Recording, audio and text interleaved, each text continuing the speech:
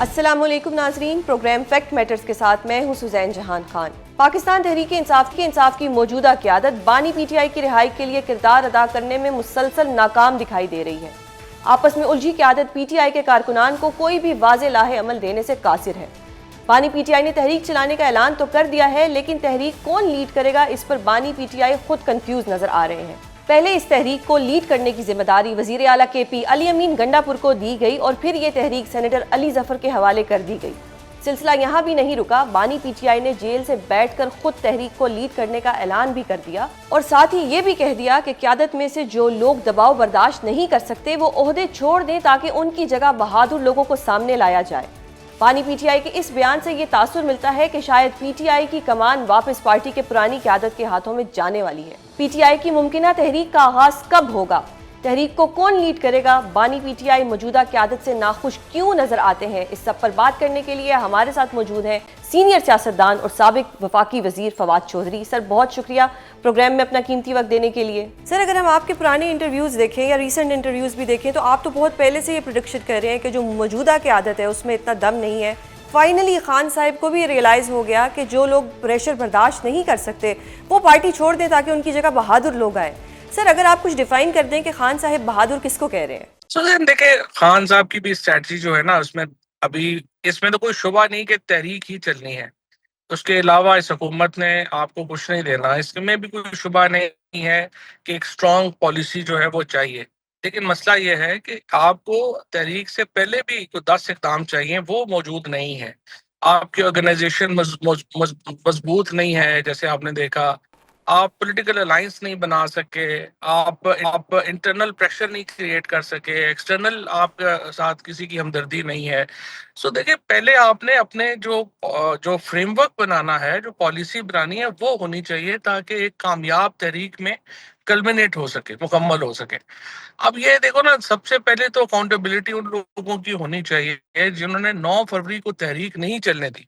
यानी 9 फरवरी वो दिन था ना जबकि पूरी पीटीआई को बाहर होना चाहिए था, जब इलेक्शन चोरी हुआ। उस दिन सारे घरों में बैठे रहे। अब उसके बाद आपने 26 फरवरी को देखा, जिस तरह तहरीक जो है वो नहीं मामला हो सका। तो इन चीजों से सीख के आगे बढ़ने की जरूरत थी। अब बाकी ठीक है, लोग सारे हर तरह के लोग होते हैं, सारे लोग जो है वो टार्जन तो नहीं है। दुरुस्त। सर, आपने कहा कि 9 फरवरी को तहरीक चलनी चाहिए थी, नहीं चली, लेकिन अगर देखा जाए तो इन्होंने एक भूख हड़ताल भी की कुछ घंटों की कि जी इतने घंटे हम खाना खाएंगे, इतने घंटे नहीं खाएंगे। फिर कहा गया कि अडियाला के बाहर जो है एहतजाज किया जाएगा, वो भी नहीं होगा। तो फिर ऐसी लीडरशिप से खान साहब क्या उम्मीद रख सकते हैं? बस खान साहब को मैंने तो कहा है कि ना तीर चलेगी ना तलवार, उनसे ये बाजू मेरे आजमाए हुए हैं, इनसे कुछ नहीं होना। बहरहाल देख ले खान साहब, एक दफा दोबारा इनको आजमा लें। जो आप देखें ना, वकास अकरम साहब जो हैं वो पेशावर में बैठे अपनी वीडियो जारी कर रहे हैं कि अवाम निकल आए, मेरे अपने ख्याल से हल्के में आज जंग वो में वो एक दिन नहीं इस्लामाबाद में गए है। जब से इलेक्शन से पहले। आज इस्लामाबाद है, लेकिन अभी शाम को वापस चले जाएंगे। उसके बाद आप देखिए, सलमान अकरम राजा साहब ने पीछे अपने घर से वीडियो बना के डाल दी। जो 236 कारकुन है पीटीआई का, जो अभी तक यहाँ पिंडी की जेलों में है, उन्हें कभी को पूछने नहीं गया। तो ये भी तो लीडरशिप ना करे कि सारे जो बाकी हैं उनको कहेंगे चढ़ जा सूली बेटा, राम भली करेगा, और खुद जो है घरों में बैठे रहेंगे। तो बड़ा नामुनासिब बात है। सही सर, तो ये कहना तो अब दुरुस्त होगा कि खान साहब का मौजूदा क़यादत से एतबार उठ चुका है। क्या अब आपके वापस आने के, बल्कि आपकी तो पार्टी है, लेकिन क्या आपकी तरह जो बहादुर लोग पहले पार्टी में थे उनके वापस आने के चांसेस हैं? देखिए, हम तो साथ ही हैं, लेकिन मसला ये था कि 9-10 मई के बाद हमें एस्टैब्लिशमेंट ने ठुड्डे मुक्के मार के जेलों में डाल के हम लोगों को इमरान खान ने तो नहीं निकाला ना, हम लोगों को तो एस्टैब्लिशमेंट ने जो है वो अलहदा किया। और उसके बाद अभी तक जो पार्टी का स्ट्रक्चर है, उसमें ये खौफ है कि ये लोग आ जाएंगे तो पता नहीं क्या हो जाएगा। ये हर इम्तिहान में नाकाम हुए हैं। अभी एक आध और लेना है, एक आध और देख लें, लेकिन कामयाबी के लिए अल्टीमेटली आपको पॉलिटिकल लोगों की तरफ आना पड़ेगा और पॉलिटिशियंस को ही ये जो स्ट्रेटजी है ये देनी पड़ेगी ताकि कोई कामयाबी की तरफ जा सके। सर, आपने पॉलिटिशियंस की बात की, लेकिन आपकी जमात की अगर मैं बात करूं तो उसमें पॉलिटिशियंस कुछ होंगे, लेकिन ज़्यादातर जो हैं वो वकील हैं। और कुछ ऐसे वकील भी हैं जो जिनको एक एप्लीकेशन लिखनी भी नहीं आती, लेकिन वो खुद को इमरान खान का वकील बोलते हैं और टीवी पे भी जब वो जाके बैठते हैं तो लिखा हुआ होता है कि इमरान खान का वकील। तो अगर लीडर की बात करें या अगर सियासतदान की बात करें या फिर वकील की बात करें, तो इनमें से कोई भी इस तरह से नहीं, कोई कामयाब तहरीक नहीं चला सका। फिर अब तो कोई रास्ता ही नजर नहीं आ रहा, 2 साल गुजर गए हैं, 3 साल और भी गुजर जाएंगे। नहीं, बात आपकी सही है कि ये तो रास्ता नहीं बना पाते। देखिए इस वक्त हकीकत ये है कि हुकूमत भी बहुत कमजोर है और उनको भी नहीं समझ आ रहा कि आखिर उन्होंने जो मामला है वो चलाना कैसे है और आगे कैसे सियासी इस्तेहकाम कैसे लाना है। सर और हुकूमत कमजोर कैसे है? हुकूमत और इस्टेब्लिशमेंट तो एक पेज पर है, सब ठीक चल रहा है, जंग भी जीत गए। अगर नहीं, चोरी देखो शुदा जब मिन हुकूमत के पास जी। जिस हुकूमत के पास लेजिटिमेसी ना हो, जिस हुकूमत के पास लेजिटिमेसी ना हो वो हुकूमत मजबूत नहीं होती। और इस हुकूमत का भी असल प्रॉब्लम जो है वो लेजिटिमेसी है जो इनके पास नहीं है। और इसीलिए इवन एक कमजोर तहरीक भी इस हुकूमत को हिला देती है। और दुरुस्त। यही वजह है कि ये खौफ का शिकार। सर 5 जून को खान साहिब का केस लग गया अलकादिर इस्लामाबाद हाई कोर्ट में। इससे पहले की अगर बात की जाए तो रजिस्ट्रार ऑफिस से एक डिवीजन बेंच को रिपोर्ट गई थी जिसमें कहा गया था कि 2025 तक तो इमरान खान का कोई केस नहीं लग सकता। इसके बावजूद केस लग गया है। क्या इमरान खान साहिब आपको रिहा होते हुए नजर आ रहे हैं? देखिए इमरान देखिए सुजैन, बात यह है कि इमरान खान ना अदालतों की वजह से जेल में है, ना किसी वो जुर्म की में जेल में है, वो अपनी सियासत की वजह से जेल में है। और जब तक वो अपनी उनकी पॉलिटिकल एक एंगेजमेंट और पॉलिटिकल एक सॉर्ट आउट नहीं होते इश्यूज, वो अदालतों के जरिए बाहर नहीं आ सकते। अदालतों के उन्हें जरिए नहीं आ लाजमी तौर सकते। के ऊपर पॉलिटिक्स ही ठीक करनी पड़ेगी। सर कोई तहरीक चल नहीं सकी, अदालतों से भी रिलीफ नहीं मिल रहा, आपकी रिजर्व सीट्स भी आप लोगों को नहीं मिल रही, फिर जो मुल्जमान हैं उनका 9 मई के केसेस में उनको भी जो है डिस्क्वालीफाई किया जा रहा है, तो फिर खान साहिब किस तरह से आएंगे? आपको तो कहीं से भी रिलीफ नहीं मिलेगा। अपोजिशन अलायंस नहीं बनाते, वो अपोजिशन अलायंस हुकूमत से एस्टैब्लिशमेंट से बातचीत नहीं करता, एक स्पेस नहीं क्रिएट करता। बहुत मुश्किल है कि ये चीज जो है वो आगे बढ़ सके। सो दुरुस्त। आपको डेफिनेटली जो है वो एक पॉलिटिकल अलायंस बना के बातचीत भी करनी पड़ेगी और तहरीक भी अगर चलानी है तो सारी अपोजिशन ने मिलकर चलानी है, आप अकेले तो नहीं चला सकते। सर जो पीटीआई वर्सेस पीटीआई चल रहा है कि कभी किसी को फवाद चौधरी साहब से मसला हो जाता है, कभी फैसल चौधरी से मसला हो जाता है, कभी मरवत से मसला हो जाता है, अब आलिया हमजा जो कि इस वक्त पंजाब में खूब काम कर रही हैं उनके खिलाफ भी आपके बहुत से लीडर जो हैं वो गैंग अप हो जाते हैं। इस सारी सूरत हाल को आप किस तरह देखते हैं? अगर पीटीआई वर्सेस पीटीआई चलता रहेगा तो फिर तो इमरान खान साहब कभी बाहर नहीं आएंगे। नहीं नहीं, इमरान खान ने कोई इस पीटीआई की वजह से थोड़ा अंदर है या बाहर आना है, वो तो उन्होंने अपनी जब फैसला करेंगे। टीम बेहतर करनी चाहिए, कोई शुबा नहीं। लेकिन इस टीम में तो देखो ना, सिंपल ही है। ये टीम तो सिंपल ये कह रही है कि बाकी सारे मर जाएंगे ना फिर हम इम्पोर्टेंट होंगे। तो इनकी तो पॉलिटिक्स ही ये है, तो जाहिर है इतनी ही पॉलिटिक्स है जिसके ऊपर ये बैठे हुए हैं। सर पहले तहरीक चलाने की जिम्मेदारी गंडापुर साहिब को दी जाती है, उसके बाद जो है अली जफ़र साहिब उनको दे दी जाती है। खान साहिब को क्या गंडापुर साहिब पे अब एतबार नहीं रहा और उनको लगा कि जी he is not the good candidate for Tehreek, इसलिए अली जफ़र साहिब को दे देते हैं? नहीं नहीं, अली जफर के पास कोई जिम्मेदारी नहीं है। अली जफर ने तहरीक चलानी। तहरीक तो जो सेक्रेटरी जनरल है और पार्टी के और जो चेयरमैन है और या जो बाकी नुमाइंदे हैं वो तो उन साहब ने, तहरीक की जिम्मेदारी जो है वो तो सेक्रेटरी जनरल साहब ने अपने साथ लेनी है। सर मुझे एक चीज़ जाननी है कि आलिया हमजा से इस वक्त किसको इशू है, क्योंकि आलिया हमजा तो प्रॉपरली पंजाब में पूरा काम कर रही हैं। पार्टी के लीडर्स को तो खुश होना चाहिए, ना कि उन पर तनकीद करनी चाहिए और उनको कॉर्नर करना चाहिए। देखिए सुजैन, बात इशू ये है ना कि जो भी काम करेगा तो जो बाकी लोग बैठे हुए हैं वो फिर नालायक नजर आना शुरू हो जाते हैं। सो जो नालायक लोग होते हैं वो फिर क्या करते हैं, वो सोचते हैं कि बाकी सब की हमें टांगें काटनी चाहिए ताकि ताकि हम सही लगें। तो अब उस चक्कर में उन्होंने आलिया हमजा के भी पीछे पड़ गए हैं। ये सारे खुद भी कोई काम नहीं करना, किसी को भी नहीं करने देना, और यही तो इस वक्त तो सर पीटीआई ये में जो कलगी है। नालायक लोग हैं, ये खान साहिब को नहीं पता कि वो नालायक हैं? क्या खान साहिब का अब तक किसी ने नहीं बताया कि अरे जी ये फलां बंदा सारी फूट डलवाता है आपकी पार्टी में? ए, खान साहब जेल में है ना, जेल में लिमिटेशंस होती हैं। आप सोचते भी हैं तो एग्जीक्यूशन में भी आपको हजार प्रॉब्लम्स आती हैं। इसीलिए तो इमरान खान को ये बाहर लाने में इंटरेस्टेड नहीं है। जब इमरान खान बाहर आएंगे, ये सब लोग जो है कहाँ नजर आएंगे। तो फिर सर ये कहना तो दुरुस्त है ना कि पार्टी की मौजूदा क़यादत चाहती ही नहीं कि इमरान खान बाहर आए या उनकी अहलिया बाहर आए? उनकी कैपेसिटी डेफिनेटली नहीं है। चाहने नियतों का हाल तो अल्लाह जानता है, लेकिन कैपेसिटी नहीं है। कैपेसिटी जो है वो ना उनका इजहार हुआ है, ना ये इस तरह से जो है वो उनको बाहर ला सकते हैं। सही। सो इसलिए ये तो एक इशू है जो रहेगा। सर अलीमा बीबी का एक स्टेटमेंट था कि आप बताएं आप हमसे क्या चाहते हैं, जिसको एक रंग दिया गया या समझने वाले को यही लगा कि वो पूछ रही है कि जी गिव एंड टेक कर लेते हैं। अगर गिव एंड टेक की बात हो रही है तो क्या पीटीआई के पास है मौजूदा हुकूमत या एस्टेब्लिशमेंट को देने के लिए? ठीक है, स्टेबिलिटी जो है वो तो इमरान खान ही ला सकते हैं ना पाकिस्तान में। इस वक़्त 70% पाकिस्तान तो इमरान खान के साथ खड़ा है। सर अवाम तो क्या खड़ी है, अवाम तो इमरान 26 नवंबर को भी बाहर आती है, लीडर्स नहीं होते, फिर अवाम जो है वो कितना कोई इमरान खान के लिए बाहर आएगी, क्योंकि अब तो अवाम भी थक चुकी है। नहीं, स्टेबिलिटी नहीं ना आ सकती उसके बगैर, वो जो लेजिटिमेसी है वो नहीं आ सकती, इसलिए हुकूमत को इमरान खान की ज़रूरत तो बहुत है। बहुत शुक्रिया सर प्रोग्राम में अपना कीमती वक्त देने के लिए। हमें ज्वाइन किया है सीनियर तजियाकार नसरुल्लाह मलिक और सीनियर तजियाकार मज़हर अब्बास साहिब। मज़हर अब्बास साहिब, आपकी परमिशन से मैं पहला सवाल नसरुल्लाह मलिक साहब से करना चाहूँगी कि मोहतरम नवाज शरीफ साहब लंदन जा रहे हैं।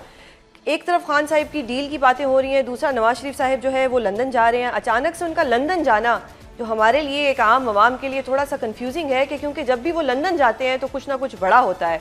इस बार क्या बड़ा होने जा रहा है? शुक्रिया सुजैन। देखें, हमारे यहाँ सियासत में बहुत सी चीज़ें ऐसी हैं कि जो बिल्कुल गैर मुसद्दका भी होती हैं और शायद हाइप क्रिएट करने के लिए भी होती हैं। मेरा नहीं ख्याल इस वक्त लंदन में कोई ऐसी जो है वो बातचीत होनी है या कुछ ऐसी वहाँ पे कोई डायलॉग है या मियां नवाज शरीफ के लिए कोई इंपॉर्टेंस इस बात की है।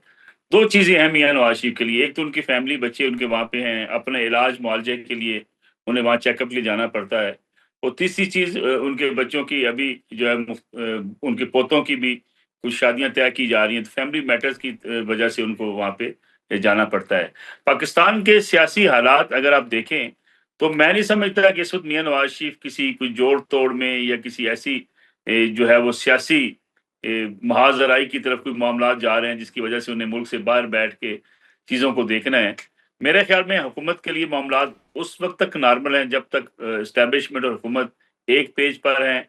अपोजिशन की तरफ से किसी बड़ी एहतिजाजी तहरीक का खतरा अगर उनके सामने मौजूद ना हो तो मेरे ख्याल में हुकूमत किसी दबाव का शिकार कम से कम आज तक तो नजर नहीं आती है। दुरुस्त। अपोजिशन पाकिस्तान तहरीक इंसाफ जितने भी एहतजाज कर चुकी, इसके बावजूद के उनके ऊपर दबाव है, गिरफ्तारियां होती हैं, सख्तियां हैं, मुकदमात का उन्हें सामना है।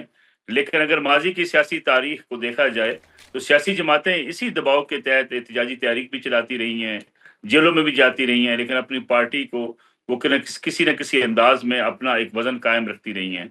पीटीआई के लिए सबसे बड़ा मसला ये है कि पीटीआई की लीडरशिप में ट्रस्ट डेफिसिट है। इमरान खान साहब को किसी के ऊपर एतमाद नहीं है। अब ये कहना कि जेल से बैठ के वो लीड करेंगे एहतजाजी तहरीक की, उससे अंदाजा लगाया जा सकता है कि पीटीआई की अपनी सफ़ों के अंदर क्या हो रहा है। दुरुस्त। सर अगर मैं आपसे ही दोबारा सवाल करूं कि आप कह रहे हैं कि जी ये जो इनके लीडर्स हैं वो कुछ नहीं कर पा रहे, तो क्या इसका एक रीजन ये भी नहीं कि जो हुकूमत है वो उनको कुछ करने ही नहीं दे रही? देखिए, दो चीजें मैंने पहले जैसे कि जिक्र किया, मियां नवाज शरीफ को जब 99 में निकाला गया उस वक्त मार्शल लॉ का दौर था, सख्त तरीन हालात थे। पीपल्स पार्टी के ऊपर जब सख्तियां थी, पीपल्स पार्टी ये शाही किला भर दिया गया था, उनके कारकुनों से कोड़े मारे जाते थे, गिरफ्तारियां होती थी, उनको एहतजाजी तहरीक चलाने की इजाजत नहीं थी, जगह जगह छापे मारे जाते थे। यही सियासी जो है कारकुनों के साथ माजी में भी होता है। और फिर मुस्लिम लीग नवाज के साथ भी यही सूरत हाल थी। मुस्लिम लीग नवाज नीला गुंबद पे डॉक्टर जावेद अशरफ जो है, डॉक्टर असद अशरफ के भाई, वो फायरिंग से जहां बक हुए। इसके साथ साथ कई लोग जख्मी हुए, लेकिन रोजाना लोग निकलते थे। कुलसूम नवाज की तहरीक आपके सामने है कि किस तरीके से वो निकली हुई थी। लेकिन पीटीआई का मसला ये है कि पीटीआई में एक तरफ उनके पास सूबाई हुकूमत भी है, उन्हें मुकम्मल तौर पर सिस्टम से आउट नहीं है, वो हुकूमती सिस्टम के अंदर भी इन है।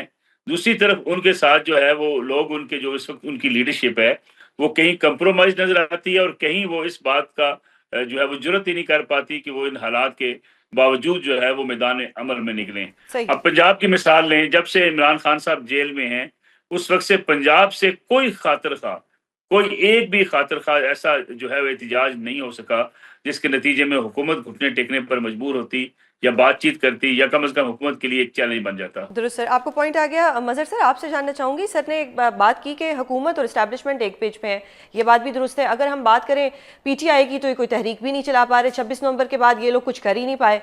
ग्रैंड अपोजिशन अलायंस बनना था वो भी ये बना नहीं पाए। फाइनली खान साहब को ये कहना पड़ गया कि जी पार्टी के तमाम ओहदेदारान को पैगाम देता हूँ कि अगर बर्दाश्त करने की कुव्वत नहीं है तो ओहदे से अलग हो जाए। और ये अगर ऐसी सिचुएशन आ जाती है, कोई इस्टेब्लिशमेंट और हुकूमत भी एक पेज पे होती है, तो क्या होगा इमरान खान का जब उनके अपने नए लोग जो हैं वो कोई तहरीक ही नहीं चला पा रहे? पंजाब से भी सर ने भी बोला कि जी पंजाब से भी कोई ऐसा प्रेशर जो है बिल्डअप नहीं कर सके। क्या होगा इस जमात का अगर इस जमात का यही हाल रहा तो? देखिए, it's a win win situation for the establishment. ये बहुत ही, अगर अभी आपने नवाज शरीफ के हवाले से बात की, नसरुल्लाह मलिक से, नवाज शरीफ इस सिस्टम का हिस्सा नहीं है। ये बहुत से लोगों की खाम ख्याली है कि नवाज शरीफ इस सिस्टम का हिस्सा है। ये ठीक है कि उनकी एक मजबूरी है कि उनकी बेटी वजीर आला बनी हुई है, लेकिन आपने नवाज शरीफ साहब का पिछले 2 सालों में कोई प्रोएक्टिव रोल देखा है कहीं?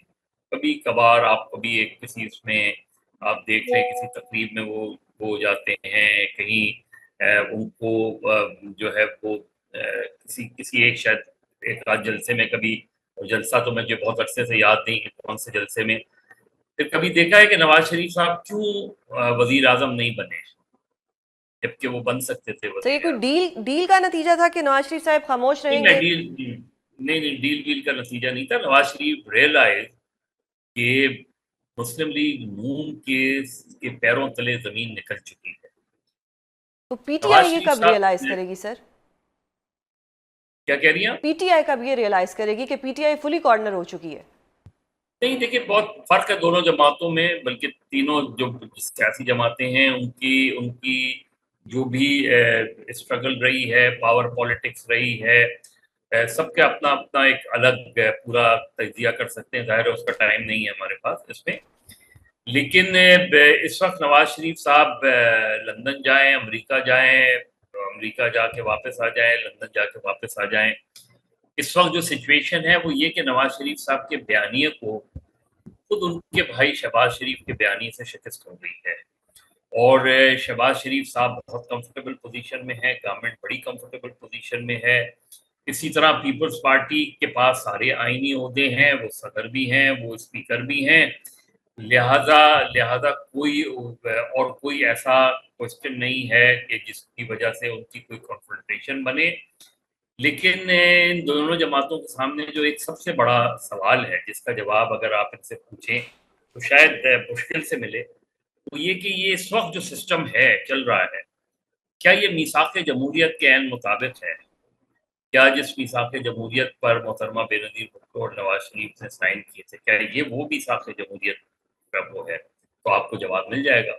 जहां तक तहरीक इंसाफ का ताल्लुक है, इमरान खान के गिर्द तहरीक इंसाफ जो है वो घूमती है, और वो आज भी घूम रही है। अब इमरान खान साहब का प्रॉब्लम ये है कि इमरान खान साहब ये समझ बैठे कि जब वो गिरफ्तार होंगे तो पूरे मुल्क में मुल्क जो है वो जैम हो जाएगा। ऐसा हुआ नहीं। फिर वो उन्होंने जो 9 मई को हुआ वो तो एक अलग वाकया है, लेकिन उसके बाद उन्होंने एक लास्ट कॉल दी, और कि जी 26 नवंबर की, उस लास्ट कॉल पर भी कोई बहुत बड़ी चीज ना हो पाई। और उसके बाद से हम देखें कि 26 नवंबर 2024 के बाद से हमें तहरीक इंसाफ की तरफ कोई भी मरबूत तहरीक नजर नहीं आ रही उसमें। और अभी भी मुझे नहीं लगता, क्योंकि तहरीकों के सिर्फ यही नहीं होता कि तहरीकों में आप प्लान क्या करते हैं, किस प्लानिंग से आगे चलते हैं। तहरीकों में ये भी होता है कि तहरीकों में मौसमों का बड़ा अमल दखल रहता है। अब इस वक्त इमरान खान फैसला कुन तहरीक कब चलाएंगे? अभी ईद आ रही है, ईद के बाद मुहर्रम शुरू हो जाएंगे उसमें, तो तहरीक के जो, और अभी जो है वो मौलाना फजलुर रहमान ने भी जलसे जुलूस की। मौलाना फजलुर रहमान बिल्कुल एक अलग पिच पर हैं, वो अपोजिशन में हैं, लेकिन अपोजिशन की तहरीक का हिस्सा नहीं है उसमें। तो इसलिए ये एक विन विन सिचुएशन है एस्टैब्लिशमेंट के लिए कि उन्हें गवर्नमेंट से भी कोई प्रॉब्लम नहीं हो रही, और उन्हें अपोजिशन की तरफ से भी कोई रेजिस्टेंस नहीं मिल रही इस तरह की, ना गवर्नमेंट को मिल रही है इस तरह की रेजिस्टेंस। तो अनटिल अनलेस जो है उसमें टाइम लग सकता है, उसमें 6 महीने। जो एक पॉजिटिव इस वक्त तक फॉर तहरीक इंसाफ या जो है वो ये कि अभी तक मौजूदा हुकूमत का इलेक्टोरल टेस्ट नहीं हुआ। दुरुस्त। यानी इलेक्टोरल टेस्ट होगा तो पता चलेगा ना कि आपने 1-1.5 साल में जो रिफॉर्म्स की हैं, जो हम अखबारी और टेलीविजन के इश्तिहारात पे देख रहे हैं, क्या उसके नतीजे में अवाम का जहन बदला है? क्या उसके नतीजे में अवाम मुस्लिम लीग नून को दोबारा वोट देंगे? ये सारी वो बातें हैं, जबकि 8 फरवरी का इलेक्शन वैसे ही एक कंट्रोवर्शियल है माजी के इंतखाबात की तरह। तो असल इम्तिहान जो है हुकूमत का उस सूरत में। दुरुस्त सर, आपने आज की 8 सिचुएशन फरवरी के में इलेक्शन की बात की। नसरुल्लाह सर, आज भी इलेक्शन हो रहा है सियालकोट के अंदर और सुबह से हम यही सुन रहे हैं कि पीटीआई की तरफ से इल्ज़ाम लग रहे हैं कि जी धांधली हो रही है, मारधाड़ हो रही है, हाँ फेयर इलेक्शन नहीं कराया जा रहा। क्या दोबारा फिर हम यही सुनते रहेंगे कि जी फॉर्म 47 से ये जो एक नई सीट थी ये भी इन्होंने ले ली? ऐसा क्यों होता है? ऐसा करने से क्या हासिल हो जाएगा? देखिए, पहली बात तो ये है कि हमारे यहाँ अगर कहे कि ये कहा जाए कि इलेक्शन शफ़ाफ़ हुए हैं, होते हैं या सियासी जमातें शफ़ाफ़ इलेक्शन चाहती हैं, तो मेरे ख़्याल में ये बड़ी गलत राय होगी। कोई भी सियासी जमात इक़्तिदार में आना चाहती है, इक़्तिदार में आने के लिए उसके सामने कोई असूल नहीं होते। 1-2 बार ये ज़रूर हुआ, पीपल्स पार्टी और पीएमएल-एन ने कुछ चीज़ें बुनियादी तय करने की कोशिश की कि मुल्क में जमहूरियत की मज़बूती के लिए ये चीज़ें हमें बुनियादी तय कर लेनी चाहिए। उस पे कुछ सफ़र का आगाज़ भी हुआ, लेकिन फिर दरमियान में इमरान खान साहब आ गए। और इमरान खान साहब ने दोनों सियासी जमातों के लिए एक ऐसा माहौल बनाया कि उन्होंने एस्टेब्लिशमेंट के साथ मिल के इस बात का फैसला कर लिया कि इन 2 सियासी जमातों के लिए पाकिस्तान की सियासत में कोई गुंजाइश नहीं होनी चाहिए। ना इनके साथ हाथ मिलाना चाहिए, ना इनके साथ बातचीत होनी चाहिए, ना इनकी हुकूमत के दौर में जो है इनके साथ बैठना चाहिए।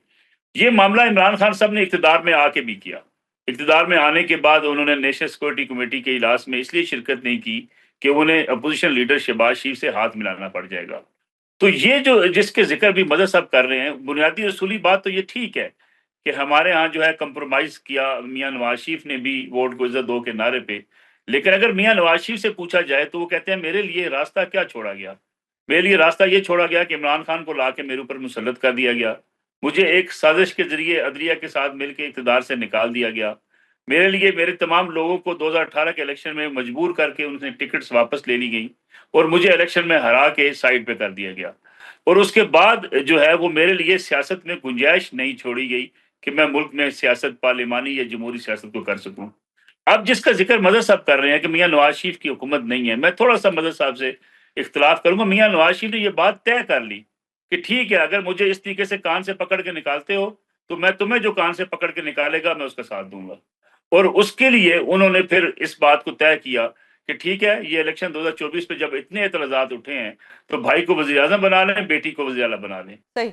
मज़हर सर, अगर तहरीक की बात करें, खान साहब ने कहा मैं जेल से बैठ के तहरीक चलाऊंगा। खान साहब से मिलने तो किसी को दिया नहीं जाता, अडयाला से कोई 2 किलोमीटर पहले ही नाके लग जाते हैं।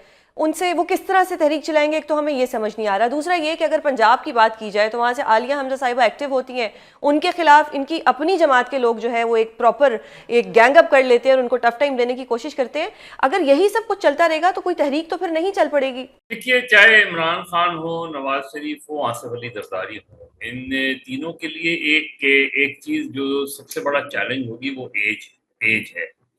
जाहिर है दोनों तीनों जो हैं वो 70 प्लस हैं और जाहिर है सेहत वाइज भी नवाज शरीफ और जरदारी साहब के मुकाबले में इमरान खान साहब की पिछले 1-2 सालों में जो सिचुएशन उसका मैं नहीं कह सकता, लेकिन otherwise he is the most fittest among the three still. और ये जो एज फैक्टर है ये बड़ा इम्पोर्टेंट होता है, हम खासतौर पे पाकिस्तान की पॉलिटिक्स में अगर हम देखें तो अब देखना ये है कि जो नवाज शरीफ साहब, जिस तरह नसरुल्लाह मलिक साहब कह रहे हैं, मेरा नुक्ता नज़र इससे मुख्तलिफ है कि नवाज शरीफ साहब एनालाइज करें कि उनकी पॉपुलैरिटी क्यों कम हुई, मुस्लिम लीग नून की पॉपुलैरिटी क्यों कम हो गई। ये छोड़ें कि प्रोजेक्ट कौन सा बनाया गया था, वो खुद बने, जिस तरह मलिक साहब ने कहा कि नवाज शरीफ भी ऐसे ही आए थे लेकिन फिर उन्होंने अपनी पॉपुलैरिटी बनाई, इसमें कोई शक नहीं है। और लेकिन फिर पॉपुलैरिटी लूज की मेरे नुक्ता नज़र से वो जो 3-3.5 साल इमरान खान की हुकूमत में मुल्क से बाहर रहे, तो उन्होंने एक ऐसा वैक्यूम छोड़ दिया पंजाब के अंदर जो तहरीक इंसाफ ने फिल किया और तहरीक इंसाफ ने इन रोड की। हम सिर्फ तहरीक इंसाफ को एक प्रोजेक्ट के उसमें सर्कल में घुमाते हैं, उससे हट के नहीं देखते। ये नहीं देखते कि जो इस मुल्क की मेजॉरिटी यूथ है, आखिर कोई तो वजह होगी कि वो यूथ उसके साथ जाके जुड़ी।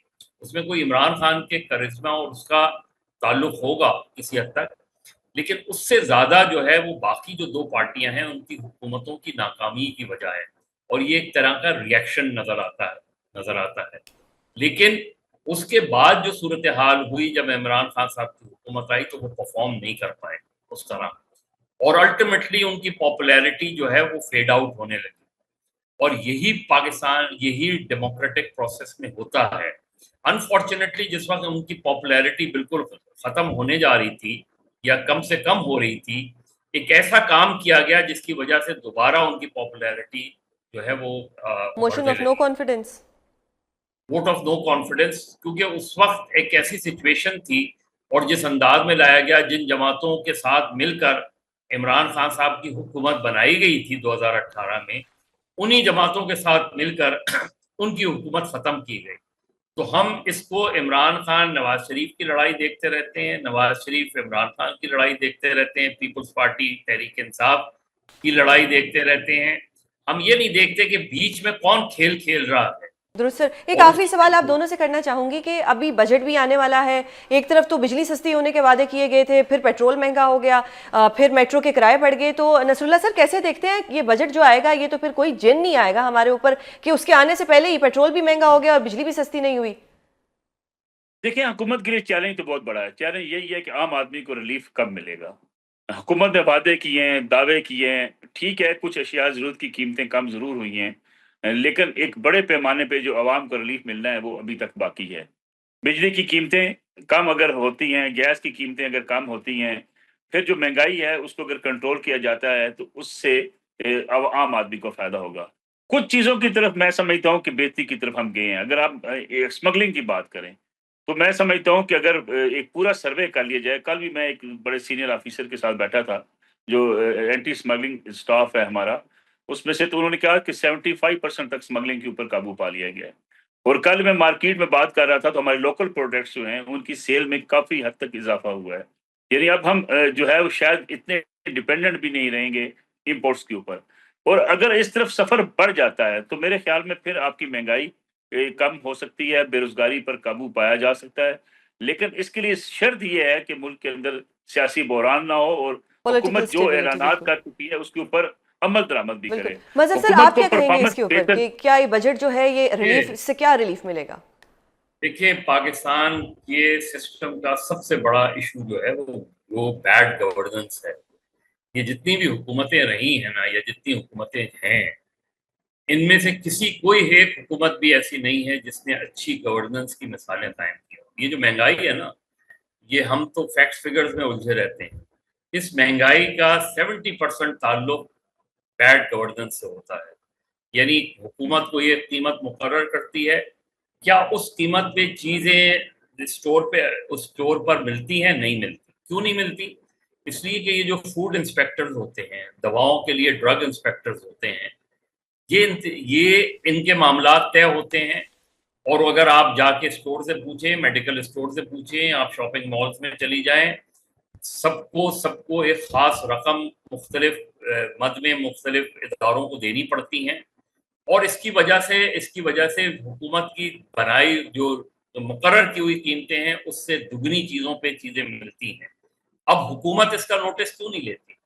इसलिए कि प्रॉब्लम ये है सारी हमारी हुकूमतों का कि भाई मरियम नवाज साहिबा का ये काम नहीं है कि वो जाके देखें उस पे कि मार्केट में, ये काम मेयर का है।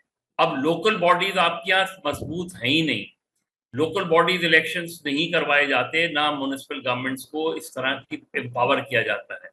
ये सारी चीजें गवर्नमेंट्स के जो काम होते हैं वो लेजिस्लेशंस के काम होते हैं। जो असेंबलियां होती हैं, जो एमएनएज एमपीएज होते हैं, इनके काम सिर्फ लेजिस्लेशंस के होते हैं। इनके काम सड़कें बनाना नहीं होती, इनके काम डेवलपमेंट फंड्स लेना नहीं होते। ये सारी चीजें क्योंकि ट्रांसफर नहीं की गई टू द लोअर टेयर। जब तक आप इस सिस्टम को नहीं इवॉल्व करेंगे, पाकिस्तान में कभी भी महंगाई कम नहीं होगी। ये फैक्ट्स फिगर्स में हम रहने दें इन चीजों में। हमें ज्वाइन किया है मरियम रियाज भट्टू ने, जो बुशरा बीबी की बहन है। मैम बहुत शुक्रिया प्रोग्राम में अपना कीमती वक्त देने के लिए। 5 जून को अलकादिर ट्रस्ट केस लगा हुआ इस्लामाबाद हाई कोर्ट में। आपको क्या लगता है कि इस केस में बुशरा बीबी को कोई रिलीफ मिलेगा, जिसमें उनका जो रोल है वो सहूलतकारी का है? और उसमें अगर पीडब्ल्यूएस की बात की जाए तो कुछ पीडब्ल्यूएस के बयानात ऐसे हैं जिससे तो यही जाहिर होता है कि आपका जो केस है उसमें बुशरा बीबी तो अनकरीब जेल से बाहर आ जाएंगी। आप इस पर क्या कहेंगी? जी अस्सलाम वालेकुम। नहीं सुरैन, मुझे नहीं लगता कुछ भी ऐसा, इसलिए कि अब आपने देखा होगा कि जब इद्दत केस से वो बरी हुई तो उन्होंने तोशाखाना का केस ऑलरेडी बना के रखा हुआ था और उसमें वो गिरफ्तार कर लिया। फिर ब्रीफली उनको एक्सोनरेट वो बेल एक्सेप्ट हुई, वो बाहर आई, फिर उनको एक अलकादर में जिसमें कोई एविडेंस भी नहीं था उसमें सजा दे दी। तो इंसाफ क्योंकि खत्म हो चुका है पाकिस्तान में, स्पेशली 26 अमेंडमेंट के बाद, तो कुछ जो बचा कुचा था वो भी खत्म हो गया। तो मुझे तो कोई उम्मीद नहीं है तो इंसाफ की। आपने एक तरफ इंसाफ की बात की, एक तरफ वकोल वकील, अगर मैं ये कहूँ कि जिस वक्त हम अदालतों में होते हैं तो हमने उस वक्त फैक्ट्स एंड फिगर्स पे बात करनी होती है। तो अगर आपको इंसाफ की उम्मीद नहीं है, जितने आपके लॉयर्स हैं, आपके जितने भी पाकिस्तान के अच्छे लॉयर्स हैं वो आपकी टीम में हैं, तो क्या आपको नहीं लगता कि ये केस जिसमें उनके ऊपर सिर्फ सहूलतकारी का इल्ज़ाम है, इस पर अगर फैक्ट्स एंड फिगर्स पे बात की जाए तो उनकी रिहाई तो मुमकिन है?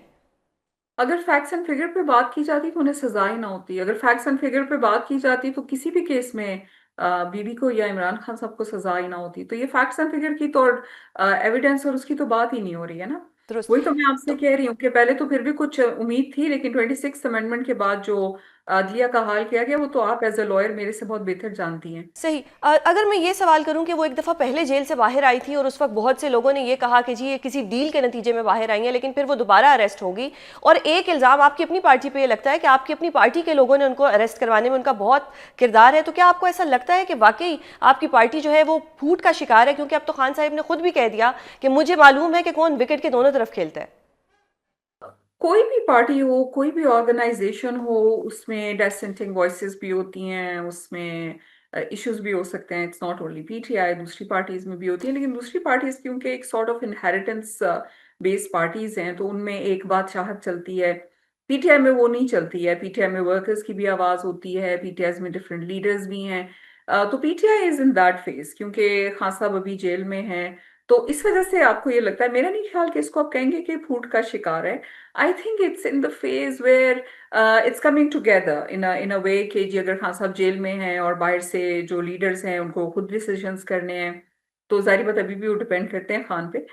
लेकिन मेरे ख्याल में मैं इसको फूट नहीं कहूंगी, मैं इसको कहूंगी कि ये उनका समझने के एक वो फेज है, और बहुत टफ हालात में वो पार्टी के जो लीडर्स हैं वो काम कर रहे हैं। ठीक है। मुझे मेरे पास कोई एविडेंस नहीं है आप कि आप किसी कहती हैं कि कोई फूट नहीं है, लेकिन अलीमा बीबी और खान साहब की बाकी बहनें जो हैं वो जेल के बाहर घंटों बैठी रहती हैं, महीनों बैठी रहती हैं, उनकी भाई से मुलाकात नहीं कराई जाती। उसके बाद आपकी रिजर्व सीट्स का केस लगता है तो जितनी भी पीटीआई की खवातीन हैं वो सुप्रीम कोर्ट तो पहुंची हुई होती हैं, मुझे ऐसा कहना चाहिए या नहीं, बहुत अच्छे कपड़े पहने होते हैं, बड़े अच्छे बैग्स लिए हुए होते हैं, तो सुप्रीम कोर्ट में एसी वाले कमरे में तो वो आके बैठती हैं अपनी रिजर्व सीट्स के लिए, लेकिन बुशरा बीबी के लिए, डॉक्टर यास्मीन के लिए या खान साहब की बहनों के लिए कोई भी सड़कों पर नहीं आता। अभी भी आपको लगता है कि ये पार्टी जो है फूट का शिकार नहीं है? और आपको ये भी लगता है कि ये पार्टी इक़्तिदार के पीछे नहीं है, ये अपने लीडर के पीछे है?